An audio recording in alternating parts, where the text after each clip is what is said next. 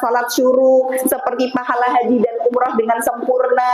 Kalau kita membantu urusan orang beriman, sehari aja kita penuhi apa yang menjadi hajatnya, maka pahalanya lebih baik daripada iktikaf di Masjid Nabawi selama 1 bulan. Loh, itu amalan-amalan yang mendatangkan pahala yang luar biasa. Itu sama Allah di-spill, dikasih bocoran. Tapi kalau Allah sampai nggak ngasih tahu seberapa besarnya, berarti pahala itu besar banget gitu ya. Nah, karena saking besarnya Allah merahasiakan. Kayak misalkan ibu, kalau misalkan suami mau ngasih hadiah yang besar, nggak akan dikasih tahu, bahkan ibu di-prank dulu gitu ya, dikerjain dulu, suruh tutup mata, suruh ngitung sampai 100 gitu ya, diputer-puterkan gitu, karena hadiahnya besar. Tapi kalau cuma sekedar hadiahnya apa Pak? Ayo tajak mangan yang warung Padang, biasa ya, nggak perlu di-prank gitu ya. Nah, jadi amal bagaimana puasa di bulan Ramadan ini, Allah kemudian nanti sampaikan baik di hadits qudsi maupun di Al-Quran, itu kalimatnya menggunakan kata asyam gitu ya. Baik di Al-Baqarah 183, ya ayyuhalladzina amanu kutiba alaikumus syiyam. Karena ternyata puasa yang Allah minta bukan sekedar puasa, bukan cuma pahala yang tidak ada batasannya, saking besarnya itu salah satunya puasa, tapi nggak sekedar puasa. Puasanya ini ada tuntunannya, ada aturannya gitu ya. Makanya dalam bahasa Arab puasa itu ada 2, ada namanya saum, ada namanya siam. Nah, biasanya ibu lebih familiar dengan kata saya saum, apa saya siam. Nah, kalau siam itu biasanya memang sudah masuk ke dalam bahasa Jawa ya, nembe siam gitu. Tapi orang mungkin banyak familiar dengan kata saum, gitu ya. Padahal saum sama siam punya makna yang beda. Maka saum itu nanti Allah jelaskan di surat Maryam ya, ketika kemudian ibunda Maryam saat beliau ini melahirkan Nabi Isa alaihi salam, kemudian nanti di surat Maryam ayat ke-26, di mana salah satu nadar beliau adalah inni nadartu lirrahmani sauma. Maka beliau ketika difitnah punya anak yang lahir tanpa ayah ini, beliau katakan aku bernadar kepada Allah dengan melakukan saum. Nah, saumnya ibunda Maryam itu apa? Falan ukallimal yauma insiya, hari ini aku tidak berbicara kepada siapapun manusia yang ada. Artinya saumnya ibunda Maryam, puasanya puasa bicara. Tapi masih makan, masih minum, masih. Maka kalau disebut saum, itu sekedar menahan diri dari sesuatu, tapi masih melakukan sesuatu yang lain. Maka beliau puasanya puasa nggak ngomong, tapi masih makan, masih minum. Itu namanya saum. Ada orang yang misalkan puasa dietnya puasa apa? IF, intermittent fasting. Jadi dari pagi sampai siang nggak boleh makan apa-apa, tapi masih boleh minum air putih, minum teh dan kopi tanpa gula. Pokoknya yang tidak manis. Nah, ini puasa, tapi sekedar saum, karena namanya puasa intermittent, puasa IF gitu ya. Nah, tapi Allah itu minta dari kita bukan saum, Bu. Yang Allah minta siam, kutiba alaikumus siam. Makanya makna dari siam itu adalah ketika kita bukan cuma menahan diri dari makan dan minum, atau bukan hanya menahan diri dari hal yang membatalkan puasa, tapi juga menjaga dari hal-hal yang bisa berpotensi merusak dari pahala puasa kita. Nah, banyak orang yang tidak sadar dengan sesuatu yang itu potensinya merusak pahala. Karena Karena selama ini kita cuma sekedar jaga ojo nanti batal. Makanya rata-rata ibu-ibu tuh tanyanya, kalau kayak gini batal nggak? Kalau saya ngirup fresh care batal nggak? Saya mau umroh Ramadan, terus saya harus vaksin. Kalau saya vaksinnya siang-siang batal nggak? Saya matanya belean, terus pakai tetes mata. Tapi kalau ditetesi matanya tenggorokannya pahit, batal nggak? Nah, orang itu konsennya batal atau enggak, batal atau enggak. Bahkan ketika ibu misalkan punya anak kecil dulu yang baru belajar puasa, kadang mereka poso beduk, jam 10 sudah nangis, kemudian ibu ngeyem-ngeyem, ojo nangis, engkau ndak posone. Nah, ibu yang ngomong itu pengalaman pernah nyebar kebohongan sama anak-anak, ya, nyebar hoax. Kenapa? Karena nangis itu tidak membatalkan puasa. Ibu nanti silakan belajar fikih puasa. Nggak ada, Bu, yang membatalkan puasa. Satu, menangis. Nggak ada. Cari toh di kitab manapun. Nggak ada nangis kok batal, ya. Tapi orang nggak sadar dengan hal yang bisa merusak. Padahal nek batal itu masih lebih mending daripada rusak. Kenapa? Nek batal masih bisa makan minum. Lah nek rusak, lapar iya, haus iya, pahalanya hilang, kan gitu ya. Berarti kan ternyata orang yang puasanya rusak itu justru kata Rasulullah disebutkan rubba min shaimin, banyak banget, hampir mayoritas orang yang berpuasa itu rusak, cuma dapat lapar dan haus, tapi pahalanya nggak dapat. Gara-gara apa? Maka Rasulullah bersabda lagi, asyamu junnatun, puasa itu bisa jadi perisai. Maka kalau kalian puasa, fala tarfut, jangan ngomong kasar, jangan ngomong kotor, jangan ngomong hal-hal yang bisa memicu birahi, wala tajhal, dan jangan melakukan hal-hal yang tidak ada manfaatnya. Nah, kalau ibu-ibu biasanya mungkin kalau yarfut, ngomong kotor, kasar, jorok mungkin enggak, tapi banyak di antara kita yang jahal, melakukan hal-hal yang enggak ada manfaatnya. Contoh, bulan Ramadan itu memang kalau di zaman Rasul dan para sahabat kajian diliburkan supaya memang masing-masing orang bisa fokus untuk beribadah mandiri, memperbanyak interaksi dengan Al-Quran. Maka di kita juga banyak yang kajian libur, biar ibu bisa ibadahnya mempeng. Tapi kadang ada aja orang yang ketika pagi hari biasanya ngaji, kajian banyak libur, suami udah berangkat kerja atau bahkan gak punya suami, anak udah besar-besar, alah kok yora nek pengajian, ngopo yo neng omah, akhirnya nyetel TV. Biasanya ibu-ibu itu hobinya nonton infotainment. Dari habis subuh sudah disetel lah channel gosip. Nek wes gosip, ibu kadang komentar, wih kayak cerai toh Bek Nen. Padahal lo ketoke romantis banget yo karo bojone. Walah, bla bla bla bla. Nah, ya, ini banyak sekali terjadi di sekitaran kita. Padahal tayangan infotainment itu kalau di TV maraton, Bu. Yang jam 6 ada, rampung jam 7, ibu pindah channel, mulai lagi di channel sebelah, gosip lagi, ibu tonton lagi. Kalau anak-anak muda itu biasanya kalau perempuan sukanya nonton drakor alias drama Korea. Bahkan mereka sampai menghatamkan beberapa judul film karena satu film itu sampai 16 episode. Jadi kalau di pagi hari mereka sudah di depan Netflix, di depan laptop, ya udah itu maraton nonton drakor. Nek anak laki biasanya tidur. Kadang misalkan habis subuh tidur sampai nanti duhur dibangunin sama ibunya, Le, udah mau duhur itu loh, tidur wae kerjaanmu poso-poso gitu ya.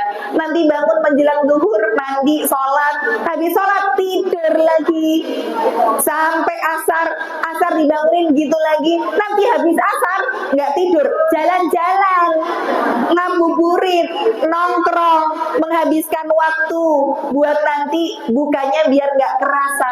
Nah ini bagian dari ya jahal, yang ketika melakukan itu ibu memang puasanya nggak ibu memang puasanya nggak batal, tapi pahalanya nggak dapet. Dan itu lebih parah, ibu sekedar dapat saum tapi nggak dapat siam gitu ya.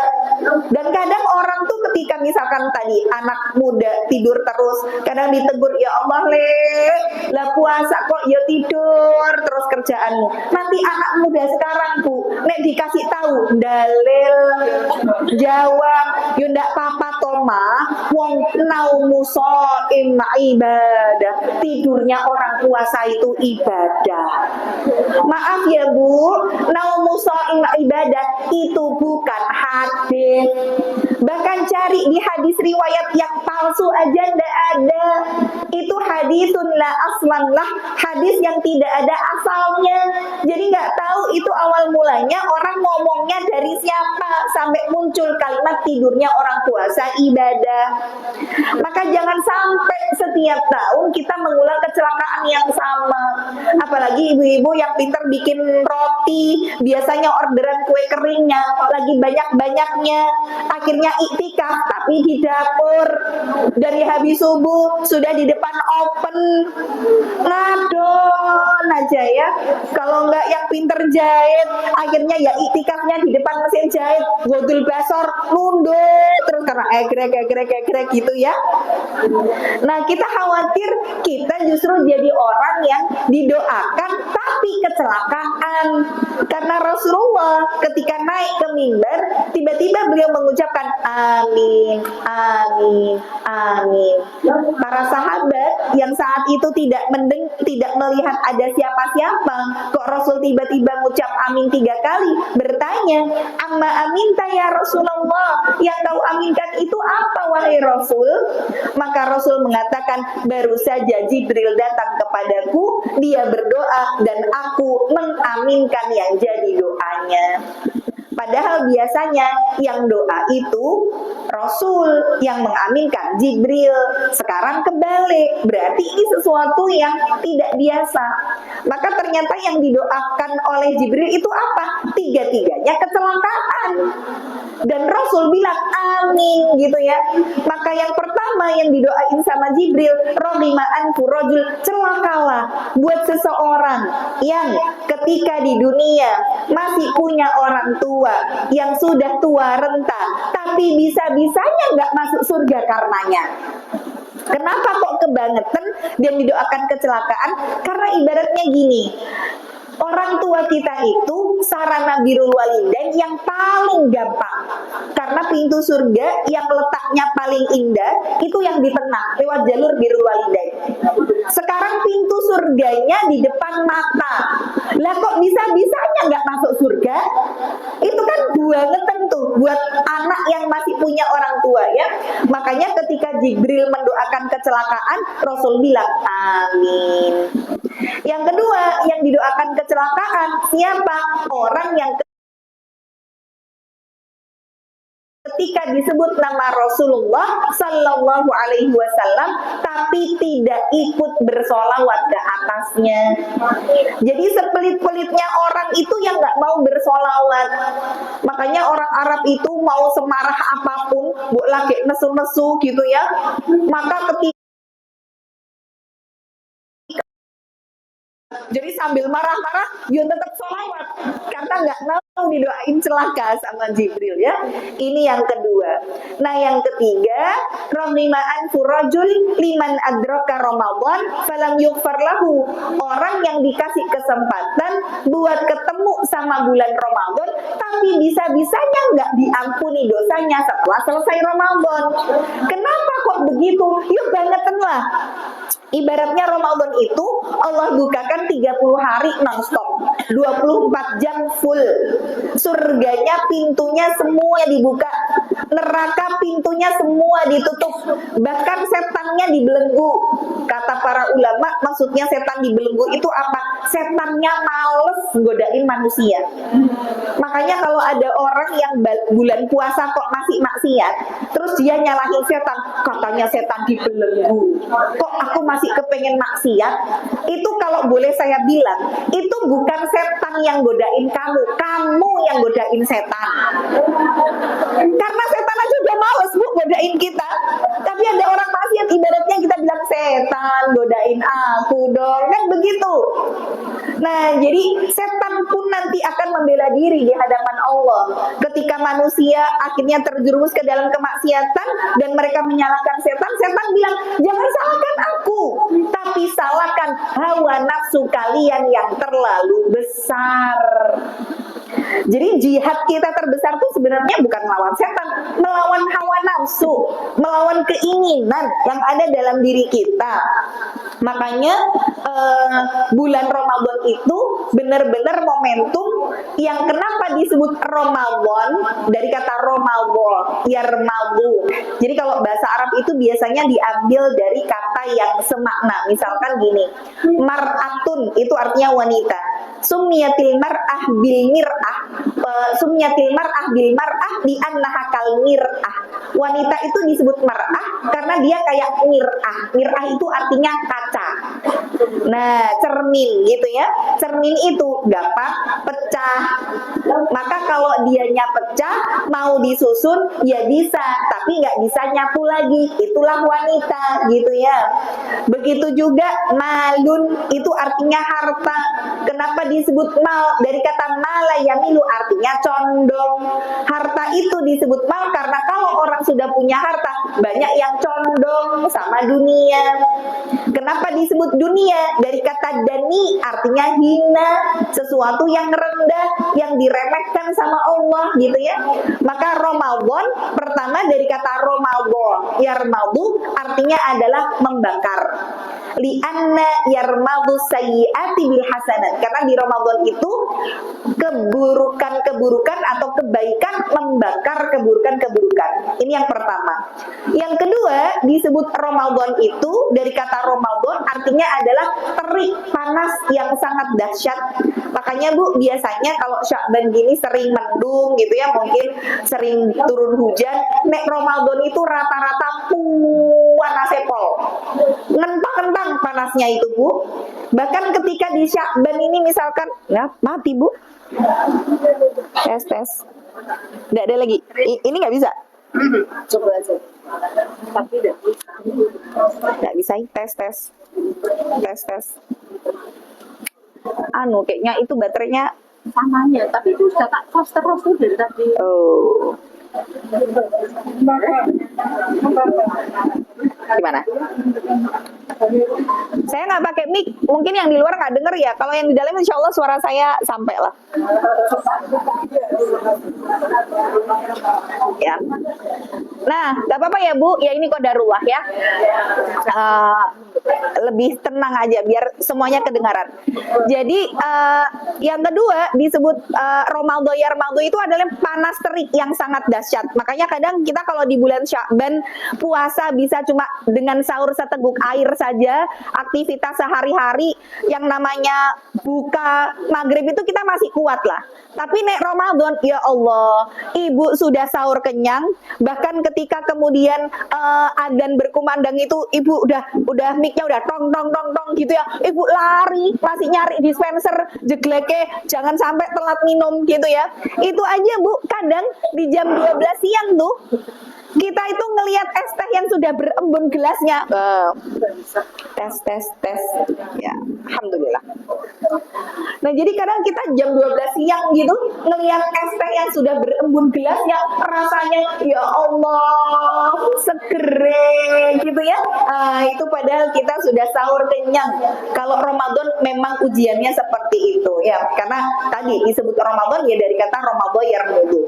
Maka kemudian karena kita ngerti ternyata Ramadan ini adalah bagian dari bulan yang sangat istimewa, jangan sampai 30 hari full 24 jam non Ramadan, kita terlewat dari diampuni dosanya setelah Ramadan, dan itu didoakan kecelakaan oleh Jibril. Ibaratnya kalau misalkan kita berburu diskonan dan diskonnya itu cuma sehari, kita kelewat, ya wajar karena waktunya cuma terbatas. Tapi kalau sampai 30 hari kok kelewatan, nggak diampuni dosanya, apa nggak kebangetan gitu ya. Makanya sebelum masuk bulan Ramadan itu ada yang harus kita lakukan supaya nanti Ramadan kita nggak jadi sia-sia, supaya nggak sekedar puasa alas yang penting poso gitu ya. Karena puasa tadi ada saum ada siang, jangan sampai kita cuma sekedar dapatnya saum tapi tidak dapat siang gitu ya. Maka apa yang harus kita lakukan menjelang datangnya Ramadan? Yang pertama adalah perbanyak taubat dan istighfar. Kenapa perbanyak taubat dan istighfar? Karena kalau kita masuk Ramadan masih bawa beban dosa, itulah yang akan membuat kita terhalang dari bisa ibadah dengan nikmat. Karena antara dosa dan ibadah itu nggak bisa disatukan. Maka saya mengingatkan kepada ibu-ibu semua, karena kita ini ada di Solo Raya dan memang Solo ini masih kental sekali dengan tradisi-tradisi. Terkadang ada tradisi yang kemudian banyak dilakukan di antara masyarakat Jawa yang itu sebenarnya tidak sesuai dengan tuntunan gitu ya. Nah, ini kita khawatir ketika ibadah tidak sesuai dengan tuntunan, bukannya diampuni dosa, tapi malah bawa dosa ketika masuk Ramadan. Contoh tradisi-tradisi yang ada terutama di Solo dan Jogja ya, karena dulu memang dikenalkan sama para wali Songo untuk tradisi yang awal mulanya adalah sumbernya akidah Islam, dengan harapan nanti semakin kita belajar, semakin orang paham bagaimana asli akidahnya, maka mereka meninggalkan tradisi dan menghidupkan akidahnya. Tapi sekarang itu orang kebalik, menghidupkan tradisi, meninggalkan akidah. Contoh misalkan yang saya sendiri pengalaman, karena ini pengalaman mama saya belanja di pasar Kadipolo. Nah, ternyata besok Ramadan di pasar Kadipolo itu hampir semua kios menjual ketan kola apem. Akhirnya mama saya pulang itu bertanya-tanya, maksudnya apa Yofi? Kok mama tuh beli sayur, belanja daging, kok hampir semuanya itu jualan ketan kola apem? Saya ingat awal mula para wali Songo memperkenalkan tradisi ini mengambil dari kalimat bahasa Arab. Ketan kola apem dari kata khotoan kola afwan. Ketan itu dari kata khotoan artinya berbuat salah, kola dari kata kola artinya berkata, apem dari kata afwan, maaf. Ketan kola apem, khotoan kola afwan, kalau berbuat salah jangan lupa minta maaf. Nah, karena besok 1 Ramadan gitu ya, akhirnya sebagai perwujudan jangan sampai kita masuk bulan suci masih ada grundelan di hati, masih ada urusan sama manusia yang belum selesai, masih ada dendam. Akhirnya diwujudkanlah berupa makanan ini, ketan kola apem. Jadi kalau nggak sempat bikin, ya beli. Makanya banyak yang jual menjelang Ramadan. Nanti ibu cek aja di pasar Kadipolo tuh banyak. Bahkan di Jogja itu ketan kola apem sampai digantungkan di tengah-tengah pintu rumah. Jadi sebagai tanda bahwa ini loh si tuan rumah sudah membuka pintu maaf sebesar-besarnya untuk siapapun yang masuk ke rumah itu. Nah, ini kita sekarang sudah belajar bahwa awal mulanya ini adalah sumbernya akidah. Harapannya kita memperbanyak taubat, meminta maaf supaya jangan sampai masih bawa dosa gitu ya. Dengan harapan kalau kita sudah ngerti asal muasal akidahnya, tradisinya ditinggalkan. Nek sekarang kuale orang tradisi toh akidahnya ditinggalkan. Nah gitu. Makanya dengan ini saya mengajak buat ibu-ibu semuanya, jangan hanya sekedar membenarkan sebuah kebiasaan. Lah piye ya? Lah wis biasane kaya ngono. Lah itu namanya membenarkan kebiasaan. Sekarang dirubah, coba biasa membiasakan kebenaran gitu ya. Lagi tradisi lagi nyadran, nyekar, ziarah kubur gitu ya. Jadi sebenarnya dalam masalah ziarah kubur itu hukum di dalam kita udah pernah bahas nih di kitab At-Tadhkirah. Hukum ziarah kubur itu mubah saja, boleh. Artinya kalau ibu nggak ziarah kubur tidak dosa, ibu ziarah kubur ya tidak dapat pahala kalau tidak diniatkan ibadah gitu ya. Maka ziarah kubur akan jadi ibadah kalau niatnya dua, ingat kepada kematian, wa tudzakirukum, mengingatkan kita akhirat dan kematian. Yang kedua, membuat sikap kita lebih zuhud terhadap dunia. Makanya awal mula itu ziarah kubur hukumnya haram, sama Rasul itu dilarang. Nggak pernah Bu ada sejarah misalkan Rasul bilang sama para sahabat, yuk habis ini kita napak tilas di mana kuburan para nabi, ayo kita cari kuburan Nabi Ibrahim di mana, Nabi Adam di mana. Nggak ada Bu. Saking memang di dalam Islam yang namanya ziarah kubur itu bukan sesuatu yang memiliki fadilah tertentu, apalagi sampai harus mengunjungi kuburan orang solih gitu ya. Tapi di Indonesia ini dijadikan sebagai tradisi yang lengkap. Makanya ibu kalau beli kembang di pasar kembang 100.000, nek bulan Syakban kayak gini, luarannya pol gitu ya. Tapi kalau bulan selain ini 100.000 dapat sak bagor kan gitu ya. Nah karena memang bulan yang orang menjadikan tradisi untuk ziarah kubur, apalagi nanti sudah terjadi kesyirikan di situ, entah kemudian minta doa, ngalap berkah ya, bahkan secara tidak langsung misalkan seorang istri yang datang ke makam suami, Pak udah mau Ramadan Pak, ya Allah ini Ramadan keberapa, Bapak nggak ada, tuh nggak kayak aku sabar yo Pak, yo itu malah jadi syirik nanti, karena kan minta dari orang yang sudah wafat gitu ya. Nah boleh kita minta doa tapi dari orang yang masih hidup saja, tawasul dengan orang solih yang masih hidup nggak apa-apa, tapi kalau sudah meninggal justru jadi sarana kesyirikan. Nah ini justru malah bikin dosa kita jadi lebih berat menjelang Ramadan. Mungkin tradisi lain ada padusan gitu ya. Nah ini kalau di Solo itu rata-rata pada ciblon itu ya menjelang Ramadan. Wah itu kalau ke Cokro atau ke Klaten mau Ramadan, wala wes koyo cendol bu delok uang. Saking sudah dari jalan raya tuh melihat kursi raya cedul gitu ya. Oh ya Allah. Nah sebenarnya esensi dari padusan itu kan innallaha yuhibbut tawwabin wa yuhibbul mutatahhirin. Allah mencintai orang yang bertobat dan membersihkan diri. Tapi sekarang itu kita rubah, bukan kebiasaan ciblonnya, bukan kebiasaan padusannya, tapi bagaimana kita memperbanyak taubat dan istighfar itu. Maka silahkan lakukan di bulan Sya'ban itu sholat taubat, tapi tetap ya, saya tidak mengajarkan dan saya sudah mengingatkan ke ibu-ibu bahwa tidak ada satupun amalan khusus yang harus kita lakukan di bulan Sya'ban. Misalkan kemarin pada saat nisfu Sya'ban, banyak banget share yang masuk ke WA, jangan lupa baca Yasin 3 kali, baca zikir, sampai saya kemarin dapat kabar dari mama saya, ada salah satu jamaah pengajian, katanya Bu ini masuk rumah sakit loh. Oh lah sakit apa Mbak gitu. Bu ya dengar dari orang-orang katanya kakek yang zikir. Hah masa kakek yang zikir iso mlebu rumah sakit, iso opram gitu. Nah masalahnya zikirnya itu yang dikhususkan. Jadi kemarin itu kan hari Senin ya, nisfu Sya'ban tuh Selasa ya kalau nggak salah ya. Jadi pertengahan Sya'ban itu ada orang-orang yang mengamalkan amal tertentu. Jadi kayak harus baca tahlil 1000 kali, baca Al-Ikhlas 313 kali, baca apa tadi ya, Yasin 3 kali, terus hajat kita apa bla bla bla bla gitu. Nah karena saking, terus saya bilang gini sama mama, yo mungkin anu kali mah mengamalkan yang dikir 1000, nek saya mungkin jek mending wong iki ngantek gliyem kok. Nah, berarti saking tidak iya mungkin ya, karena kan di situ ada yang orang-orang tuh mengkhususkan misalkan harus selama berapa gitu ya, dan ini tidak boleh terputus. Kalau terputus nanti harus mengulang dari bilangan awal, kan ada yang seperti itu ya.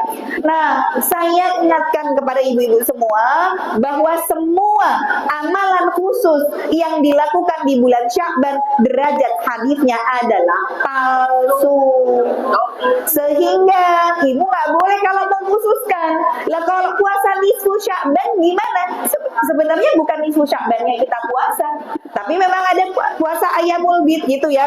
Sehingga Ayyamul Bid 13, 14, 15, sehingga di tanggal 15 ya kita puasanya Ayyamul Bid, bukan karena nisfu Sya'bannya.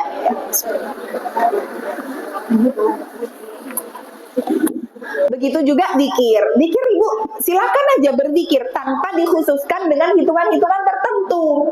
Karena Islam itu memudahkan.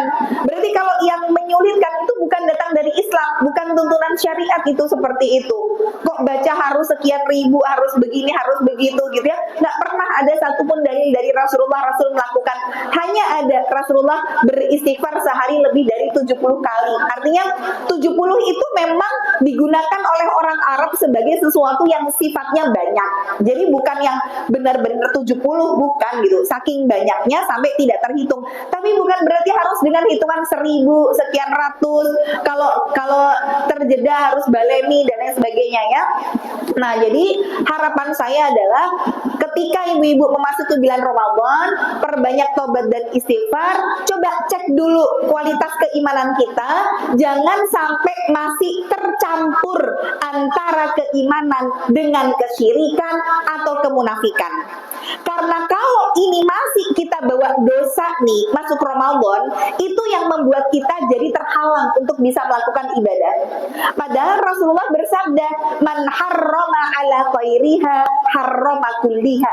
Yang diharamkan dari berbuat kebaikan di bulan Ramadan, maka dia akan diharamkan dari berbuat kebaikan di selain bulan Ramadan. Contoh misalkan, bulan Ramadan itu bulannya Quran, di mana orang memang diperintahkan untuk memperbanyak interaksi Al-Quran sebanyak-banyaknya. Kok bulan Quran aja ada orang yang sekedar sekali aja nggak bisa hatam? Ada nggak Bu, orang yang Ramadan nggak hatam Quran? Ada, gitu ya. Maka kalau ada orang yang di bulan Ramadan sampai nggak mampu menghatamkan Quran, walaupun cuma sekali, maka nggak akan mungkin di 11 bulan selain Ramadan dia mampu untuk hatam Quran. Wes itu patokannya Bu. Ada orang yang ketika sholat terawih setiap hari aja dia tidak bisa, terus dengan alasan Allah terawih kan sunnah, nek ora terawih yo aku ora dosa, misalkan gitu. Ada loh Bu orang yang menyepelekan tidak terawih tuh yo ada. Maka kalau ada orang yang sekedar terawih setiap hari dia nggak mampu, nggak akan mungkin 11 bulan selain Ramadan dia mampu untuk bangun sholat malam, nggak akan mungkin. Kecuali the power of kepepet, lagi ada masalah gitu ya, utangnya kuake gitu ya, harus dapat solusi lagi, tahajud mempeng, rampung masalahnya, yo prei tahajudnya. Nah ya, jadi ini jadi patokan Bu Ramadan. Bulan Ramadan, Rasulullah adalah orang yang sangat gemar, selain bulan Ramadan beliau gemar bersedekah, dan di bulan Ramadan lebih gemar lagi gitu ya, lebih seperti air yang mengalir, saking memang beliau sedekahnya jor-joran. Maka kalau ada bulan Ramadan, orang yang cetil metitil gitu ya, wakilnya nemen, maka jangan harap selain bulan Ramadan dia bisa lomo, dia bisa dermawan. Nggak akan bisa Bu, nggak akan mungkin. Maka bisa jadi tadi ada orang yang diharamkan dari ibadah karena masih bawa dosa dan kemaksiatan. Mungkin tadi dia membawa kesyirikan, dia membawa amalan-amalan yang tidak sesuai dengan tuntunan gitu ya. Kesyirikan itu bukan cuma perkara orang pergi ke dukun ya, tapi ketika kita ibadah dengan niat dunia itu ya syirik. Ibu ketika ngelihat rumah besar, pengen punya rumah kayak gini, tak sholawati, itu syirik itu. Allahumma sholli ala Muhammad, Allahumma sholli ala Muhammad gitu ya.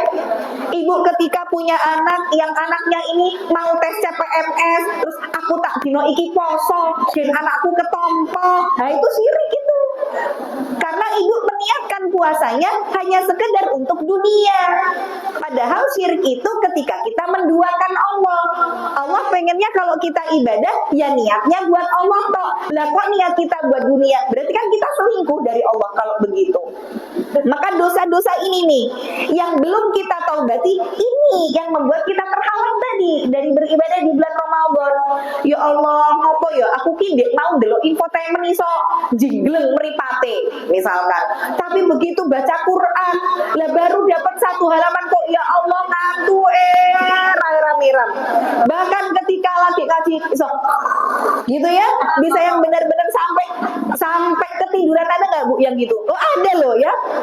Sampai ketiduran itu dicek coba, jangan-jangan matanya terlalu banyak maksiat sampai bukan kita nggak mau baca Qurannya nggak mau dibaca sama kita. Itu nyesek loh Bu, karena Quran itu detektor yang paling handal untuk tahu hati kita sekotor apa gitu ya, apakah hitam ataukah putih. Itu Quran itu ngerti banget. Makanya ada orang-orang yang terhalang dari nggak bisa baca Quran karena sekotor itu hatinya. Jadi Qurannya nggak mau dibaca, mau aku dibaca sama kamu, hatimu reget, elek, sukanya suudon, sukanya maksiat. Nah, dia hanya mau dibaca oleh pemilik hati-hati yang bersih. Makanya membersihkan diri tadi bukan dengan padusannya, dengan taubat dan istighfar gitu ya. Syukur-syukur Ibu bisa melaksanakan sholat taubat. Sholat taubat silahkan Ibu dilakukan, asal tidak di waktu terlarang untuk sholat sunnah ya. Jangan habis subuh sampai terbit matahari. Jangan menjelang duhur yang cuma tinggal kurang setengah jam. Jangan habis asar sampai dengan maghrib. Wes, jangan di 3 waktu ini. Jadi amannya kalau mau sholat taubat, boleh di waktu duha, boleh di waktu malam, boleh di habis isya ya. Jadi nanti Ibu boleh kok gabungkan dengan sholat sunnah lain. Misalkan habis isya, niatnya ba'diyah isya, sekaligus tahajud, sekaligus tobat, sekaligus hajat, boleh, enggak apa-apa. Atau misalkan di waktu seperti ini, Ibu tadi dari rumah sudah wudhu, kajiannya di masjid belum mulai, Ibu niatnya 2 rakaat, sholat sunnah setelah wudhu, sekaligus tahiyatul masjid, sekaligus duha, sekaligus tobat, boleh. Selama menggabungkan antara sunnah dengan sunnah ya. Nah ini yang pertama ya, tobat, perbanyak doa dan istighfar.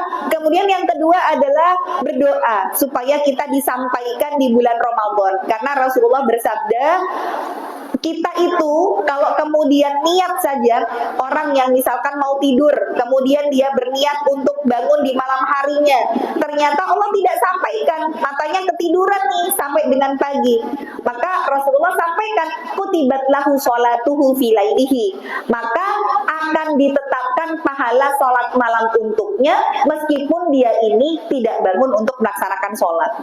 Jadi Ibu dari sekarang itu sudah niat buat bisa melakukan amal terbaik dan berkualitas di bulan Ramadan.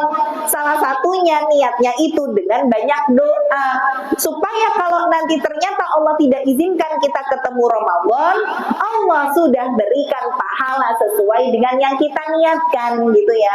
Maka doanya seperti apa?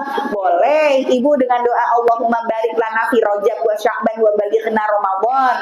Itu sebenarnya derajatnya lemah, tapi boleh untuk kita berdoa dengan doa itu asal tidak meyakini doa itu datang dari Rasul, asal tidak mewajibkan harus doa dengan doa itu karena Rasul baca doa itu yang tidak boleh ya. Tapi yang diajarkan oleh para ulama, para salafus sholih, maka beliau doanya dengan Allahumma, bisa diikuti ya Bu, Allahumma salimna li Ramadan wa salim Ramadana lana wa tasallamhu minna mutaqabbala. Ya, lagi Allahumma salimna li Ramadan wa salim Ramadana lana wa tasallamhu minna mutaqabbala. Allahumma, ya Allah, salimna, sampaikanlah kami li Ramadan, kepada pada bulan Ramadan. Wasallim, dan sampaikanlah Ramadan lana, Ramadan untuk kami. Watasallamhu minna mutaqabbala, dan terimalah amal kami di dalamnya. Nah, ini silahkan dibaca nanti ya, untuk kita bisa disampaikan di bulan Ramadan. Karena pernah ada sebuah kisah di mana seorang sahabat namanya Tolhah bin Ubaidillah. Saat itu beliau bermimpi. Mimpinya itu ngelihat ada dua orang yang dulu ketika masih hidup dua-duanya ini dikenal sebagai sahabat karib, akrab, masuk Islamnya bareng, kemudian beramalnya 11-12, hampir sama gitu ya. Cuma beda yang namanya kematiannya, yang satu meninggalnya karena jihad fisabilillah, dan satu meninggalnya tahun depannya, itu pun karena sakit. Ternyata sahabat Tolhah ini mimpi, di mimpinya itu mereka bertiga berada di taman surga. Tapi anehnya yang dipanggil untuk masuk surga pertama kali justru yang meninggalnya terakhir. Padahal yang meninggal terakhir ini sakit, bukan jihad. Sampai akhirnya beliau heran, kok bisa meninggal terakhir, kok masuk surga duluan? Akhirnya bertanyalah kepada para sahabat tidak bisa jawab. Sampai datang ke Rasulullah dan Rasulullah bertanya, wa mayu jibuka ya Tolhah, yang bikin kamu heran apa? Heran ya Rasul, begini. Maka Rasul mengatakan, bukankah yang meninggal terakhir itu sempat bertemu dengan satu Ramadan?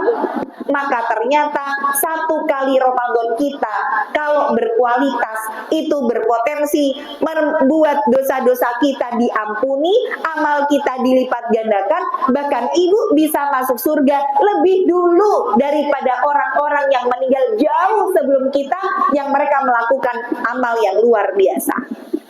Nah, maka dari sekarang harus diniatkan dulu untuk beramal seperti apa di Ramadan ya, memperbanyak doa. Ini yang kedua. Kemudian yang ketiga, ibu harus belajar ilmu tentang Ramadan. Ya, jadi supaya memang ngerti, oh, bukan cuma yang membatalkan tadi, yang merusak apa aja, ada puasa gimana. Bedanya kalau puasa Ramadan sama nggak Ramadan itu apa? Karena beda, Bu, puasa wajib sama puasa sunnah. Kalau puasa wajib itu diantaranya misalkan gini, ibu, saran saya memang dari awal itu sudah niat untuk puasa Ramadan 1 bulan full. Niatnya semua niat dalam hati ya. Ya Allah, bismillah, aku niat puasa Ramadan full 1 bulan. Ibu niat di awal malam itu. Nanti setiap hari ibu tinggal perbaharui. Tapi kalau ternyata mungkin nanti ada bangun kesiangan dan ibu tidak sempat untuk baca niat, itu sudah tercover dengan niat awal ibu yang dirapel. Karena kalau puasanya wajib, itu kalau tidak niat, puasanya tidak sah. Beda sama puasa sunnah. Kalau ibu misalkan puasa Senin Kamis gitu ya, misalkan ini hari Kamis, kemudian ibu dari subuh belum makan apa-apa, jam 10 gini juga rasanya nggak lapar, terus ibu juga nggak nafsu makan, wes lah timbangnya aku ya nggak lapar, nggak nafsu makan, mumpung iki dino Kemis, aku tak poso Kemis wae, boleh kalau ibu puasanya sunnah. Tapi kalau misalkan ibu masih punya utang Ramadan, ya Allah utangku kurang 1, wes lah bismillah, besok aku tak nyaur kurang 1. Ibu sekarang niat buat besok nyaur utang, maka ketika subuh ibu kok telat bangun sehingga ibu tidak sahur, nggak bisa Bu dengan alasan ya Allah nggak bangun sahur, ya wes lah nyaurnya besok wae, nggak boleh, nggak bisa. Karena kalau sudah niat untuk puasa wajib, harus tetap jadi puasa dengan alasan apapun. Karena nanti nggak ada Bu di fikih yang boleh membatalkan puasa, tidak sahur, nggak ada. Ya, jadi walaupun ibu nanti misalkan kerinan, bangunnya kesiangan, karena saya pernah mendapati waktu ke Beteng itu siang-siang lihat ada ibu sama anaknya remaja laki-laki makan dengan enaknya siang hari. Saya tegur, loh Bu, nggak puasa toh, kok siang-siang makan? Terus bilang, oh saya sekeluarga nggak puasa Mbak, gara-gara saya nggak sahur, sekeluarga nggak bangun, ya udah nggak puasa semua. Dan ini kan karena nggak ngerti ilmunya. sahurnya. Dikiranya nek gak sahur ki etok raposo. Padahal kalau sudah niat puasa wajib harus jadi puasa.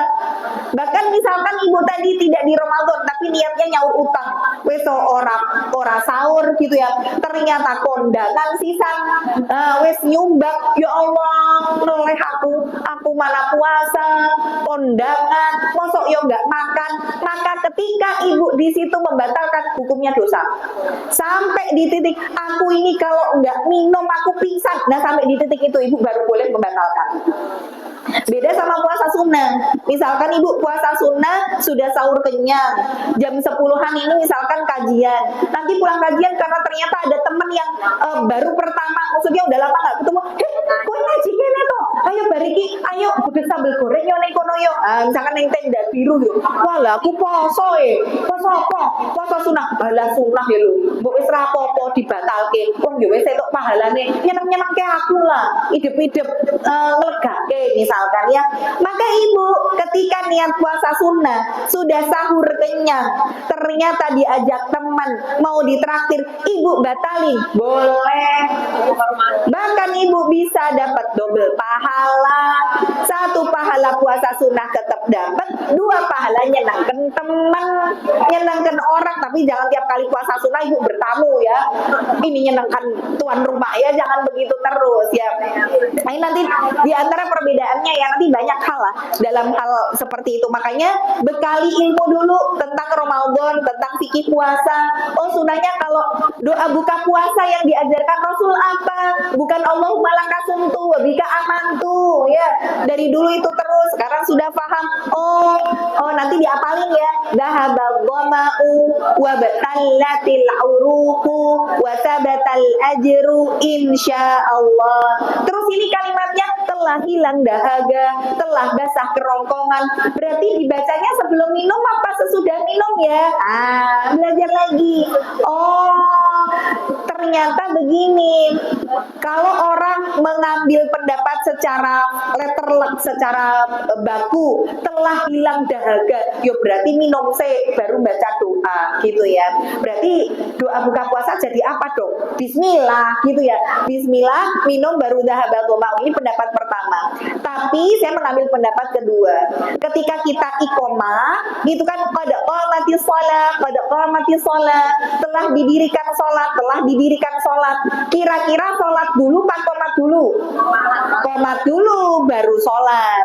Nah, kenapa kok kalimatnya telah didirikan? Karena makna bahasa Arab dengan menggunakan fi'il madi atau kata kerja bentuk lampau yang artinya telah, itu maksudnya adalah sebentar lagi akan melakukan itu tanpa ada jedanya, gitu ya.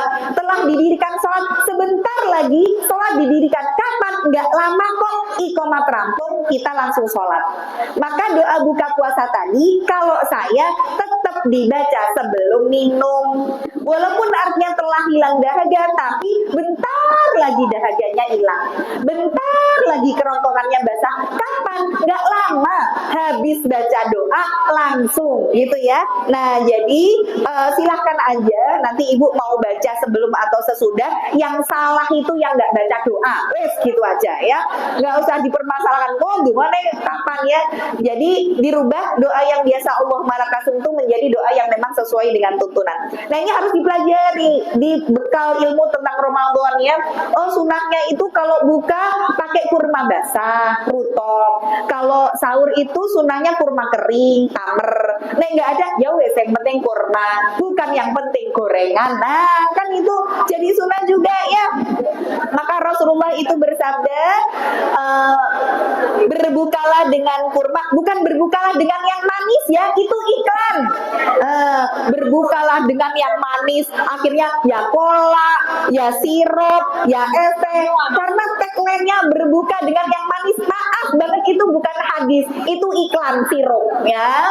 Jadi Rasulullah bersabda, berbukalah dengan kurma, kalau tidak ada dengan beberapa teguk air. Jadi sebenarnya tuh kurma dulu bu sunahnya, nggak ada kurma baru air.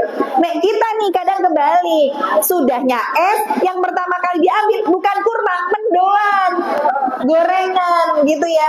Kadang kemudian kita bilang sama anak kita, sunnah kormose ora doyan kurma mah.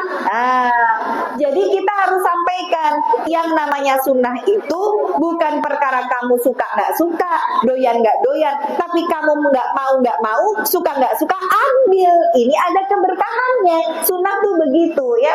Jadi harus dibekali dulu nih ilmu tentang Ramadan. Ini yang ketiga. Yang keempat, mulai bikin planning pada saat Ramadan ya.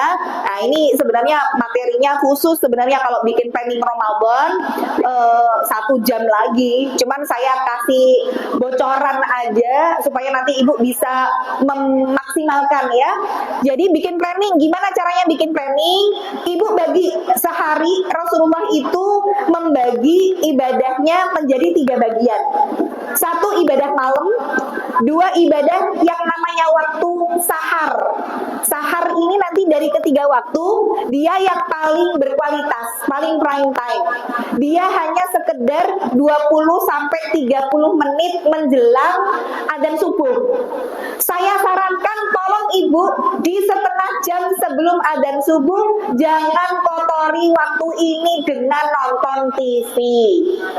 Karena biasanya ibu kalau nyiapin sahur biar nggak sepi, gorungon-rungon karo nyetel TV.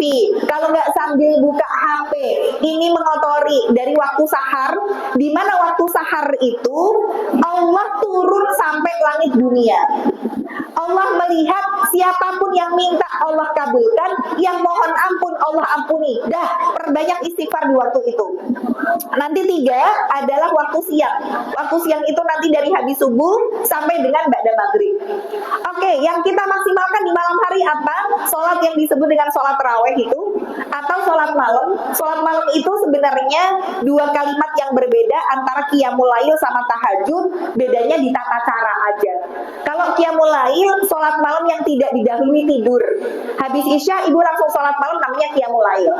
Tapi kalau habis isya ibu tidur dulu, bangun tengah malam sholat malam namanya tahajud. Sama-sama sholat malam ya. Maka kalau di bulan Ramadan namanya ganti tarawih. Maka di sholat tarawih itu yang sunnah bukan yang rakaatnya 11 atau 23. Dari dulu mempermasalahkan 11, 23, 11, 23. Bukan sunnahnya di jumlah rakaat. Sunnahnya adalah yang bisa sholatnya lama, panjang berdirinya, dan bacaan bagus. Wes, kejar itu ya. Jadi dari sekarang saran saya cari masjid-masjid yang imamnya bacaannya bagus dari para hafiz Quran dan yang bisa lama berdiri. Misalkan, oh di sini targetnya 1 kali tarawih 1 juz, kejar ibu. Jadi bukan di sini 11 apa 23, aku mau yang rakaatnya banyak 23. Masalahnya sekarang 11 rakaat kadang 1 jam setengah baru selesai, 23 rakaat setengah jam wis bubar. Bahkan sampai ada yang masuk rekor muri 23 rakaat tercepat itu selesai dalam waktu 7 menit. Coba itu kalau mbah-mbah kayak begini nih yang jadi makmumnya, apa nggak habis sholat malah boyok kabeh. Lah 7 menit 23 rakaat ini kayak gimana coba sholatnya? Belum rukuk tuh maknina sampai Allah belum sempat gini, sudah begini kan begini jedak-jedik. Nah, bacanya juga sampai cepet banget. Nah, jadi dirubah dari dulu kebiasaannya sekedar jumlah enggak jumlah yang bisa lama berdiri dan bacaannya bagus. Kalau Rasulullah ketika kemudian beliau sholat malam baik di Ramadan maupun di luar Ramadan memang tidak pernah lebih dari 11. Itu yang dilakukan Rasul. Tapi 11 rakaat Rasul 30 juz khatam, Bu.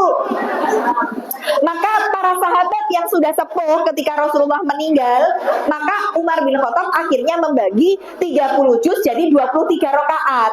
Biar berdirinya tidak terlalu lama. Kalau 11 rakaat kan nek 30 juz lumayan lah 2 juz lebih. Nek 23 rakaat kan 1 juz lebih sedikit, lebih ringan lah. Tapi tetap esensinya bacaannya 30 juz rampung. Nah, jadi para ulama nanti ada yang sampai satu malam itu 40 rakaat, 60 rakaat, enggak masalah, Bu. Yang penting mereka bisa lama nih pada saat sholat malam. Jadi kalau misalkan ibu terhalang dari sholat malam yang bisa lama gitu ya, boleh kok ibu misalkan Senin sampai Jumat di masjid kampung, nanti Sabtu Ahad carilah yang agak lamaan dikit misalkan, atau di masjid Marwah misalkan bisa tengah malam, kejar yang itu ya. Dan bukan saran saya, karena saya banyak amati dari ibu-ibu itu, karena habis terawih masih pengen sholat malam lagi, akhirnya pada saat ikut terawih pertama rakaat ke-8 mutul pulang, alasannya nanti masih mau sholat lagi terus witir di rumah. Saran saya ibu, jangan mutul.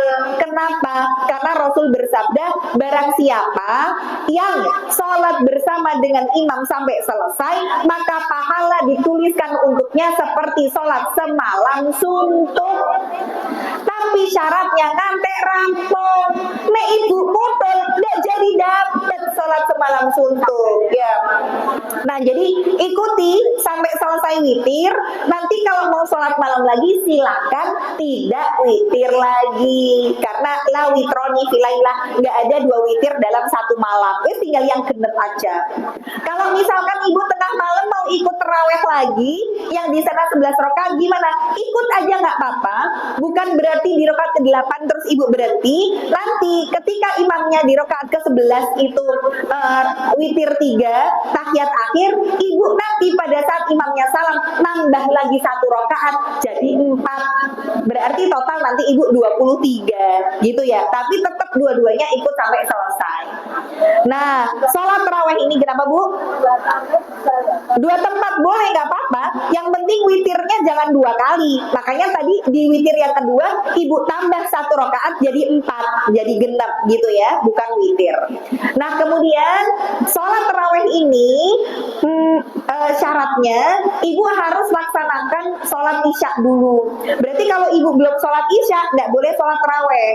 Misalkan nih ibu ketika mau sholat di masjid yang agak jauh, ternyata macet di jalan, nyari parkir susah, sampai masjid ternyata sholat isya sudah selesai, tarawih sudah didirikan.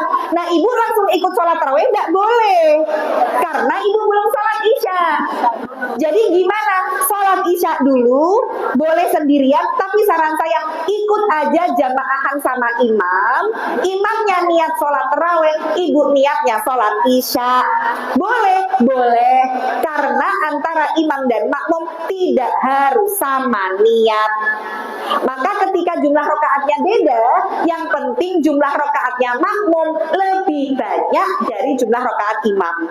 Jadi imamnya rakaat kedua salam, ibu naik lagi karena makmum masbuk untuk sholat isya gitu ya.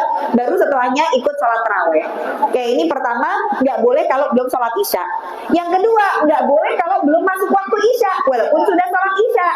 Misalkan ibu ketika mudik gitu ya, kemudian safar, maka sholatnya di jamak qashar maghrib isya, sehingga ibu sudah sholat isya di waktu maghrib. Terus karena capek banget baru nyampe, terus ibu gini, waduh iki aku ngantuk banget nih, nek aku turu kok malah aku ra terawih. Wes lah, mumpung sudah sholat isya, ibu terawih saat itu, padahal masih waktu habis maghrib. Maka ndak boleh ibu sholat terawih habis sholat isya tapi belum masuk waktu isya gitu ya. Nah ini nanti diantara tata caranya. Jadi maksimalkan untuk sholat tarawih. Dan kalau ibu sholat tarawihnya 11 rakaat, boleh pakai rumus 4-4-3. 4 rakaat salam, 4 rakaat salam, 3 rakaat salam. Tapi kalau ibu di atas 11 rakaat, boleh 13, boleh 23, boleh 40, boleh 461, pokoknya bebas. Maka nanti kembali ke rumus awal 2-2-2-2 gitu ya. 2 rakaat salam, 2 rakaat salam. Oke, ini di sholat tarawih silakan dimaksimalkan. Kalau ibu mau yang out of the box, mau yang luar biasa, nggak mau lah kalau sehari kalau 1 kali tarawih 1 juz itu udah biasa. Mau cari yang luar biasa, ada nggak ya yang kayak Rasul 30 juz sekali tarawih? Ada di Temboro. Silahkan ibu nanti datang ke Temboro, karena saya sudah cross check ke sana. Jadi mereka lebih dari 5 masjid di daerah sana yang sudah menggelar sholat terawih menghatamkan 30 juz Al-Quran. Dan mereka mulai dari sholat maghrib untuk bacaan juz 1. Saya tanya, Ustadz, kalau 30 juz itu nanti selesainya kapan? Menjelang sahur. Nah, jadi 30 juz itu dibagi 6 imam. Berarti satu imam itu 5 juz 5 juz. Jadi saran saya kalau ibu kepengen ala-ala Rasul 30 juz rampung, ibu Temboro itu masih sekitaran Magetan tapi masih deket sama Ngawi. Jadi ibu dari sini habis asar itu naik mobil keluar tol Ngawi sekitar 15 menit kok sudah sampai di daerah Temboro situ. Nanti sampai sana maghrib, buka puasa di sana, maghrib sudah mulai start dari juz 1. Lah nanti terawihnya 23 rakaat, setiap kali 2 rakaat ya istirahat, ya apa namanya, makan-makan, ya minum, ya leyeh-leyeh. Tapi rampung terawih ra arep sahur. Nah, gitu ya. Jadi silakan ibu kalau misalkan mau memaksimalkan terawih seperti Rasul. Tapi kalau misalkan nih ibu mau terawihnya sendiri di rumah, boleh nggak? Boleh, gitu ya. Tapi kan nggak bisa berdiri lama, nggak bisa sholat panjang karena hafalnya cuma trikul misalkan, atau mentok-mentok Al-Qari'ah, mentok-mentok misalkan Al-Humazah. Maka seperti Khalid bin Walid yang hafalnya cuma Al-Ikhlas tok, maka beliau mengulang dalam satu rakaat Al-Ikhlas sebanyak 76 kali. Nah, jadi ibu boleh bacanya Al-Qari'ah ping swidak rolas boleh ya, atau swidak rolas piro, terus pokoknya wakil banget lah. Nah, boleh ibu maksimalkan di situ ya. Jadi kenapa kok Rasulullah ketika beliau sholat malam itu kadang berjamaah bersama dengan sahabat di masjid, kadang di rumah, karena beliau tidak mau kita menganggap bahwa sholat malam, sholat tarawih itu harus dalam kondisi berjamaah. Jadi sesekali kita di rumah jamaah sama keluarga maka nggak masalah. Tapi yang penting itu tadi bisa lama berdiri dan bacaannya panjang, gitu ya. Bacaannya bagus. Jadi boleh misalkan kita nyuruh anak-anak gitu boleh. Gimana ibu? Baca sambil baca Quran. Baik, sebenarnya ketika kita mau memperlama untuk sholat karena tidak hafal ayatnya, kita sambil baca Quran boleh nggak? Selama memang itu sholatnya sunnah boleh. Kalau sholatnya wajib nggak boleh, ya. Cuman kalau ditanya mana yang lebih afdol antara sambil baca Quran atau mengulang-ulang hafalan, lebih afdol ulang hafalan dulu. Karena ketika kita sambil baca Quran berarti ada aktivitas yang kita lakukan di luar daripada gerakan sholat, gitu ya. Kita buka, kemudian nanti kita rukuk ditutup, kemudian nanti dibuka lagi. Jadi Khalid bin Walid tadi seperti itu. Beliau mengulang sampai 76 kali. Jadi silakan diulang-ulang saja. Dan alhamdulillah Al-Quran tidak ada yang bosan untuk dibaca terus-menerus ya Bu. Ada yang udah bosan baca Al-Fatihah? Nggak ada ya. Kan insya Allah juga nggak ada yang komentar ketika dibuka dengan Al-Fatihah, Al-Fatihah lagi, Al-Fatihah lagi gitu ya. Kan nggak ada ya. Nah itulah salah satu mukjizat Al-Quran ya. Nanya, bentar ya Nek, saya selesaikan dulu karena waktunya terbatas. Oke, jadi di waktu malam maksimalkan di sholat tarawih ya. Kemudian di waktu sahar tadi di antara 20 sampai 30 menit perbanyak zikir dan istighfar, dan aktivitas sahur usahakan di situ. Artinya tidak terlalu kepagian, jangan di jam 3 pagi ya.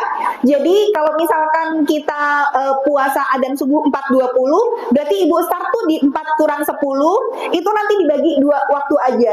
15 menit mungkin buat makan sahur, 15 menit buat istighfar, atau makan sahur sambil beristighfar, itu juga boleh ya. Kemudian nanti di waktu siang yang bisa ibu maksimalkan, satu, berinteraksi dengan Al-Quran. Interaksi dengan Al-Quran saya bagi menjadi 2 metode tes. Nah, saya bagi menjadi 2 metode. Ada metode namanya qiraatul Quran, ada metode namanya tilawatul Quran.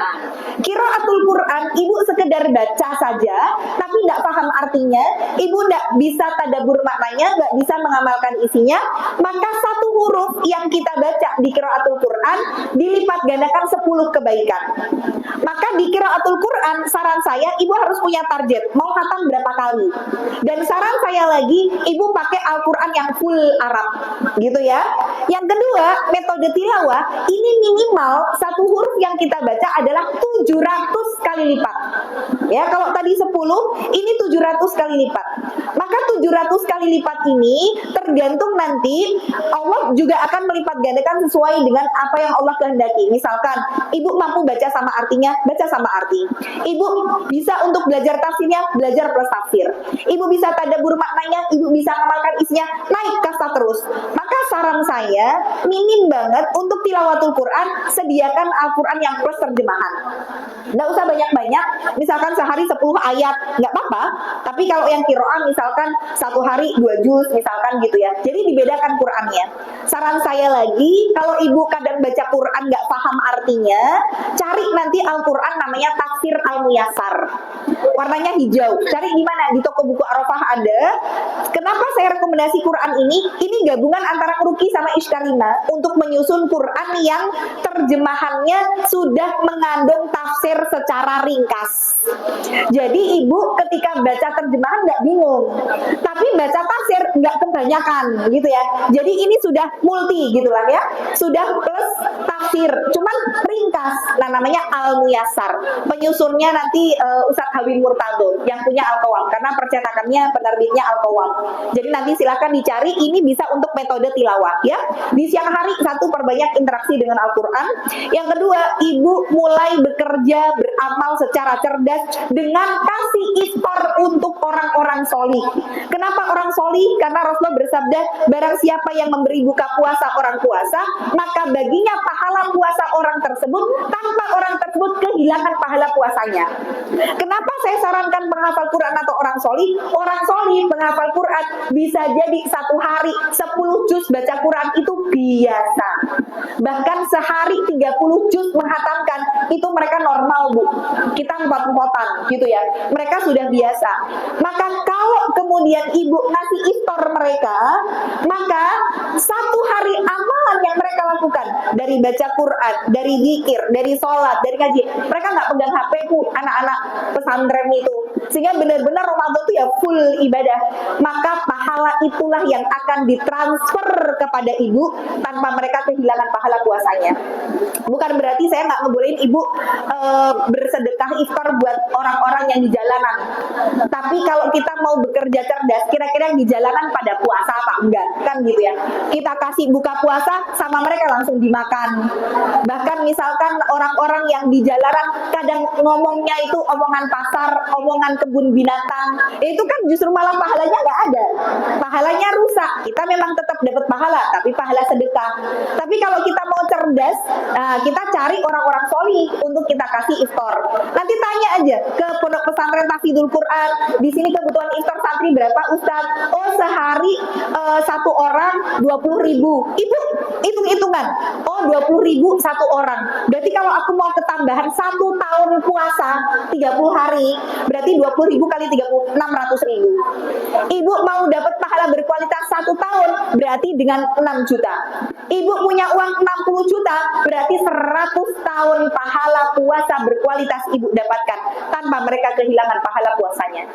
Nah, ini diantara yang bisa nanti kita maksimalkan, terutama juga perempuan, nanti di 10 hari terakhir, kalau bisa itikaf, tapi syarat itikaf satu harus izin suami, ya. Kalau ibu masih punya suami, harus minta ridhonya dulu. 2, tidak boleh meninggalkan kewajiban yang lebih besar. Kalau ibu masih punya tanggungan, anak kecil, nah, ibu mau itikaf, kamu ngurusi awakmu dewe, anak boleh, ya. Itu meninggalkan kewajibannya. Yang ketiga, cari tempat yang terpisah dengan laki-laki. Jadi kalau misalkan kita nggak mampu untuk 10 hari terakhir, iktikaf paruh waktu aja boleh nggak? Boleh, walaupun ya tidak disebut iktikaf sempurna ya. Misalkan, oh suami berangkat kerja, anak-anak juga sekolah, misalkan ibu, yuk pengajian diliburkan jam 8, janjian sama temen, ayo nek kita iktikaf di masjid yuk nek, sampai nanti siang. Udah jam 8 berangkat, bawa mukena, bawa zikir, bawa apa namanya, bawa Quran, dan nanti di masjid untuk ibadah sampai siang, yuk nek kita pulang. Pulang istirahat sore. Jadi itikafnya pagi tok ya enggak apa-apa, memang kemampuan kita bisanya seperti seperti itu, nggak bisa kalau 10 hari full ya. Nah, jadi mulai dibikin planning-planning Ramadan. Mudah-mudahan dengan ini Ramadan kita jadi tidak sia-sia. Mudah-mudahan dengan kita sudah menyusun ini, Allah jadi mengampuni dosa kita dan menerima amal ibadah kita semua di dalamnya. Amin ya robbal alamin. Iya, iya. Dibuka sesi tanya jawab. Boleh. Nggak harus bentuk masih siap makan. Iya. Makanya tadi mungkin berupa donasi iftar satu orang 20.000, nanti dari pesantrennya yang akan memberupakan itu berupa iftar gitu ya. Boleh, boleh. Beda sama fidyah ya.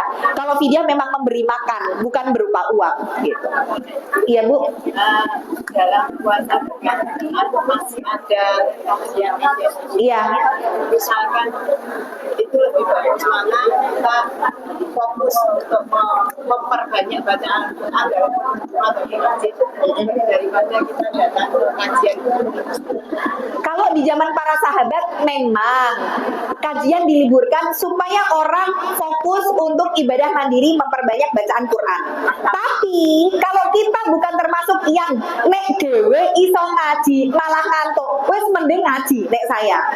Karena tergantung dari kemampuan kita ya. Ada orang yang kalau di rumah nggak ngapa-ngapain malah ngantuk, malah dia nggak bisa ibadah. Wes mendingan kajian aja, dia dapat ilmu, langkahnya berpahala, diampuni dosa. Jadi saya nggak bisa bilang mana yang lebih afdol. Tetap kembali kepada kemampuan diri kita yang seperti apa. Kalau dengan kajian insya Allah kita jadi lebih baik, niatkan aja semua untuk ibadah, nggak ada yang sia-sia dan tetap bernilai pahala berlipat di sisi Allah. Gitu ya. Nah, Ya Nek, gimana? pertanyaan kecil nih. Pertanyaan anak kecil boleh. Itu loh, seperti kita mau masuk Ramadan kan baca salimna. Ya, Padahal kan kita cuma sedikit dibaca. ya. Nah, itu salimna. Ditutup dulu aja.